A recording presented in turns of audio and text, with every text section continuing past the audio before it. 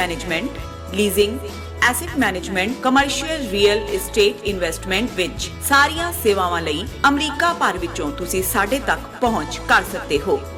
ਆਜ਼ਾਦ commercial realty services ਤੇ Azad family trust, 701 north post oak road, suite number 204, Houston, Texas. ਤੁਸੀਂ ਸਾਨੂੰ ਸਾਡੇ phone number 7136861277 ਤੇ ਵੀ ਸੰਪਰਕ ਕਰ ਸਕਦੇ ਹੋ। ਆਜ਼ਾਦ ਕਮਰਸ਼ੀਅਲ ਰੀਅਲਟੀ ਸਰਵਿਸਿਜ਼।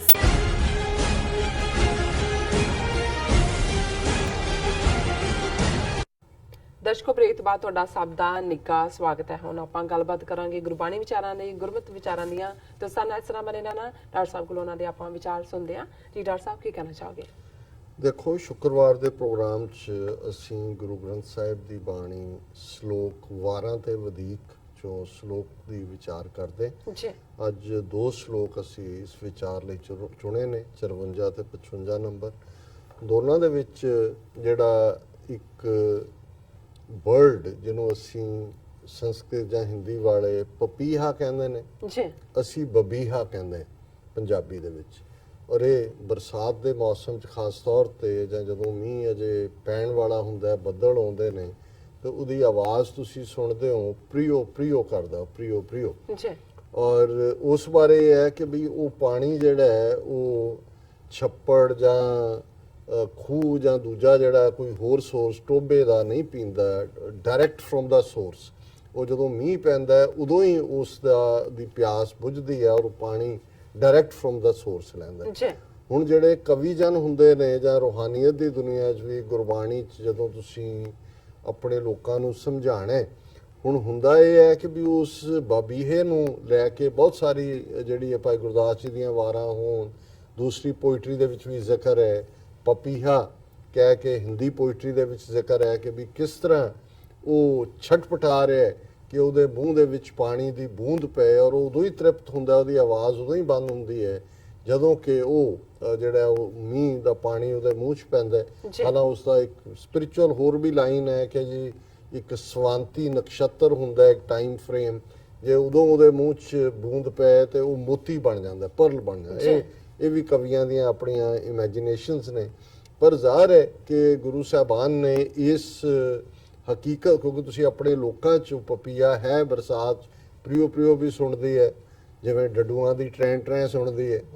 ਸੋ ਉਸ ਨੂੰ ਗੁਰੂ ਸਾਹਿਬ ਨੇ ਆਧਾਰ ਬਣਾ ਕੇ ਪਪੀਹਾ ਬਣਾਇਆ, ਇੱਕ ਸੀਕਰ ਨੂੰ ਜਿਹੜਾ ਸਪਿਰਿਚੁਅਲਿਟੀ ਦਾ ਸੀਕਰ ਹੈ, ਰੂਹਾਨੀਅਤ ਦੀ ਭੁੱਖ ਰੱਖਦਾ ਹੈ ਔਰ ਉਹ ਪੁਕਾਰ ਕਰਦਾ ਹੈ ਰੱਬ ਦੇ ਅੱਗੇ ਕਿ ਮੇਰੇ ਅੰਦਰ ਆ ਕੇ ਵਸ ਜਾਓ, ਮੇਰੇ ਅੰਦਰ ਜਿਹੜਾ ਬੈਠ ਜਾਓ ਔਰ ਮੇਰਾ ਅੰਦਰ ਜਿਹੜਾ ਉਹ ਠੰਡਾ ਹੋ ਜਾਏ, ਸ਼ਾਂਤ ਹੋ ਜਾਏ।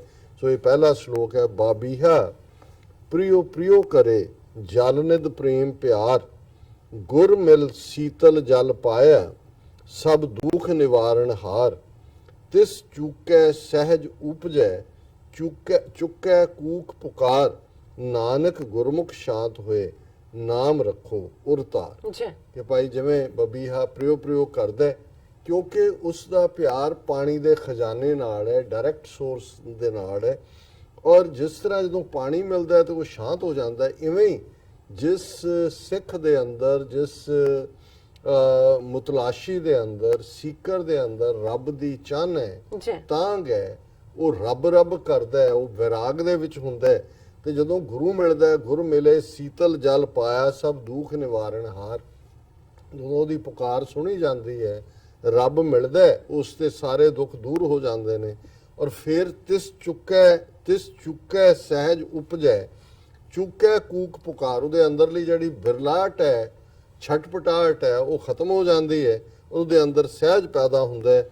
ਔਰ ਗੁਰੂ ਸਾਹਿਬ ਫਰਮਾਉਂਦੇ ਨੇ, ਨਾਨਕ ਗੁਰਮੁਖ ਸ਼ਾਂਤ ਹੋਏ, ਨਾਮ ਰੱਖੋ ਔਰ ਤਾਰ। ਕੇ ਭਾਈ ਉਹਦੇ ਦਿਲ ਦੇ ਵਿੱਚ ਰੱਬ ਦਾ ਨਾਂ ਰਮਿਆ ਹੋਇਆ ਵਾਹਿਗੁਰੂ ਟਿਕ ਜਾਂਦਾ ਹੈ ਔਰ ਉਹ ਸ਼ਾਂਤ ਹੋ ਜਾਂਦਾ। ਔਰ ਅਗਲਾ ਸ਼ਲੋਕ ਵੀ ਇਸੇ ਦੇ ਉੱਤੇ ਹੀ ਹੈ, ਬਾਬੀਹਾ ਤੂੰ ਸੱਚ ਚੋ ਸੱਚੇ ਸੋ ਲਿਵਲਾਏ, ਬੋਲਿਆ ਤੇਰਾ ਥਾਂ ਪਵੈ, ਗੁਰਮੁਖ ਹੋਏ ਅਲਾਏ, ਸ਼ਬਦ ਚੀਨ ਤਿਖ ਉਤਰੈ, ਮਨ ਲੈ ਰਜਾਏ, ਚਾਰੇ ਕੁੰਡਾਂ ਝੋਕ ਵਰਸਦਾ, ਬੂੰਦ ਪਵੈ ਸਹਿਜ ਸੁਭਾਏ, ਜਲ ਹੀ ਤੇ ਸਭ ਉਪਜੈ ਬਿਨ ਜਲ ਪਿਆਸ ਨਾ ਜਾਏ ਨਾਨਕ ਹਰ ਜਲ ਜਿਨ ਪੀਆ ਤਿਸ ਭੂਖ ਨਾ ਲੱਗੈ ਆਏ। ਜੀ ਹੁਣ ਉਸ ਦਾ ਕਿਉਂਕਿ ਪ੍ਰਮਾਣ ਜਾਂ ਮੈਟਾਫਰ ਜਾਂ ਐਗਜ਼ਾਮਪਲ ਬਬੀਹੇ ਦੀ ਦਿੱਤੀ ਹੈ, ਸੋ ਗੁਰੂ ਸਾਹਿਬ ਨੇ ਫਰਮਾਇਆ ਕਿ ਹੇ ਬਬੀਏ, ਹੁਣ ਇਨਸਾਨੀ ਰੂਹ ਨੂੰ ਕਿਹਾ ਵੀ ਤੂੰ ਜਿਹੜਾ ਰੱਬ ਰੱਬ ਕਰਦਾ ਹੈ ਉਸ ਤੱਕ ਪਹੁੰਚਣ ਲਈ, ਉਹਦੀ ਕਿਰਪਾ, ਉਹਦੀ ਬਖਸ਼ਿਸ਼ ਹਾਸਲ ਕਰਨ ਲਈ ਕੀ ਕਰਨ ਦੀ ਲੋੜ ਹੈ? ਜੀ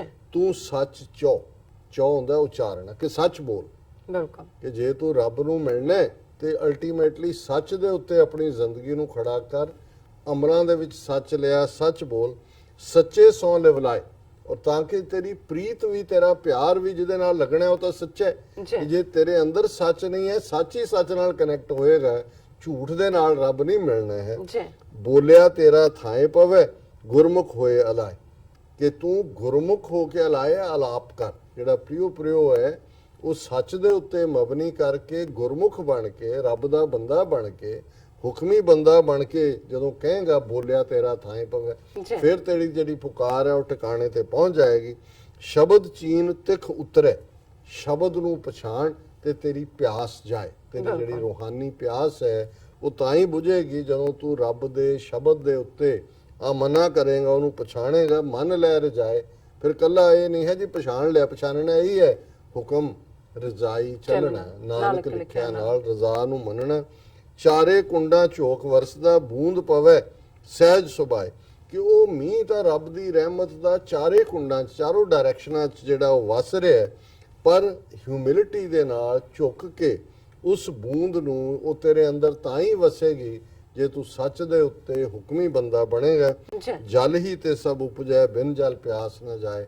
ਅਲਟੀਮੇਟਲੀ ਜਿਵੇਂ ਦੁਨੀਆ ਦੀ ਲੋੜ ਜਲ ਹੈ, ਇਸੇ ਤਰ੍ਹਾਂ ਰੂਹਾਨੀ ਪਿਆਸ ਰੱਬ ਦੇ ਮਿਲਣ ਦੇ ਨਾਲ ਤਾਂ ਹੀ ਜਾਂਦੀ ਹੈ। ਨਾਨਕ ਹਰ ਜਲ ਜਿਨ ਪੀਆ ਤਿਸ ਭੂਖ ਨਾ ਲਾਗੇ ਆਏ, ਕਿ ਜਿਸ ਨੂੰ ਇੱਕ ਵਾਰ ਉਹ ਫਿਰ ਵਾਹਿਗੁਰੂ ਦੀ ਰਹਿਮਤ ਦਾ, ਪਿਆਰ ਦਾ ਦੀ ਉਹ ਬੂੰਦ ਮਿਲ ਗਈ, ਉਹਦੇ ਅੰਦਰ ਰੱਬ ਆ ਗਿਆ, ਫਿਰ ਆਨੰਦ ਪਿਆ ਮੇਰੀ ਮਾਏ ਸਤਿਗੁਰੂ ਮੈਂ ਪਾਏ। ਮੇਰੀ ਮਾਂ, ਮੈਂ ਆਨੰਦ ਚ ਮੈਨੂੰ ਸਤਿਗੁਰੂ ਮਿਲ ਪਿਆ ਹੈ, ਮੈਨੂੰ ਰੱਬ ਮਿਲ ਗਿਆ। ਜੀ ਡਾਕਟਰ ਸਾਹਿਬ ਤੁਹਾਡਾ ਬਹੁਤ ਬਹੁਤ ਸ਼ੁਕਰੀਆ, ਤੁਸੀਂ ਅੱਜ ਦੇ ਐਮਏ ਸ਼ੋ ਤੇ ਅੱਜ ਦਾ ਵਿਚਾਰ ਸਾਡੇ ਦਰਸ਼ਕਾਂ ਨਾਲ ਸਾਂਝਾ ਕੀਤਾ। ਇਸ ਨਾਲ ਆਪਣੇ ਵਿਊਅਰਸ ਕੋਲ ਨੇ ਇਜਾਜ਼ਤ। ਵਿਊਅਰਸ, ਸਾਡੇ ਪ੍ਰੋਗਰਾਮ ਦਾ ਸਮਾਂ ਇੱਥੇ ਸਮਾਪਤ ਹੁੰਦਾ ਹੈ। ਤੁਸੀਂ ਆਪਣੀ ਰਾਏ ਤੇ ਸੁਝਾਅ ਸਾਨੂੰ ਭੇਜਣਾ ਭੁੱਲਣਾ ਸਾਡੇ ਇਸ ਪਤੇ ਤੇ SOS@tv4.tv ਤੇ। ਅਸੀਂ ਆਪਣਾ ਪ੍ਰੋਗਰਾਮ ਲੈ ਕੇ ਫਿਰ ਦੁਬਾਰਾ ਹਾਜ਼ਰ ਹੋਵਾਂਗੇ। ਤਦ ਤੱਕ ਲਈ ਮੈਨੂੰ ਤੇ ਆਪਣਾ ਸੁਣਾ ਗਿਆ ਦਿਓ। ਦੇਖਦੇ ਰਹੋ TV4। ਬੁਲਾ ਦਿਓ ਫਤਿਹ। ਵਾਹਿਗੁਰੂ ਜੀ ਕਾ ਖਾਲਸਾ, ਵਾਹਿਗੁਰੂ ਜੀ ਕੀ ਫਤਿਹ।